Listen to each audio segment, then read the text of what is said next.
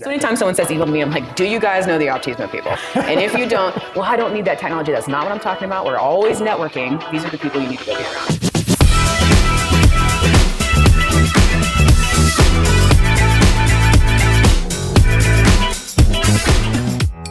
But you've had a few things going on since the last time we chatted. Quite a few things. So tell us a little about LinkUnite and what you guys have going on. So now we've matured into the next phase. I would say we've almost broke it down into phases at this point, where it's phase 1, phase 2, phase 3. So the show itself was obviously a founding partner in that, right? So we were kind of bringing together executive leadership, and the idea was to bring the women together, and then we've sort of gone off and done, collaborative events that are co-ed, which have been really fun, and having you guys get to mingle with the girls and do some fun stuff there. And since then, it's really matured into the mentorship programs, and additionally having LinkUnite 3 coming up in September at the end of the month. It's just amazing, right? It's just crazy how fast it's growing. But the mentorship programs, the educational series, being involved in the government relations side, with the Reach crew and the PACE crew and the CCC, we've done the Women's Coalition. So essentially, we've really branched out into every aspect of the industry. It's sort of the feedback we get, like, what are you guys interested in? We're happy to facilitate at the end of the day. Yep.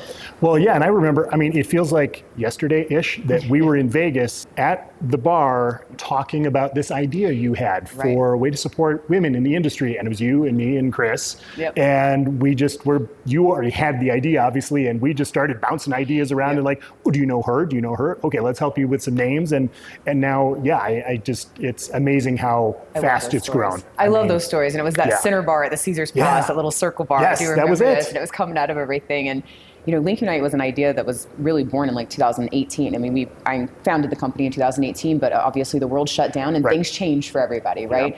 But at the same time, it was coming together with you guys at the bar and being like, we want to do this thing. What do we do? And bouncing ideas off our friends and creatives, creative minds, and sitting down with the lead group, Debbie and Joel in Boston, and writing down names of people on a napkin. That's the best stories. It's everything was so organic, and that's what made it so cool, was just working with people that we genuinely love. And I remember sitting there with you guys and Chris, and I'm like, all right, we've got this basic list on a piece of paper. Chris is like, I got all sorts of people. You guys were sending us all your people as well. That's how we met Carrie. We got really close with Carrie. We knew each other, but lots of, just growth from the natural evolution of good people know good people at the end of the day. And it's kind of interesting to see where we are now.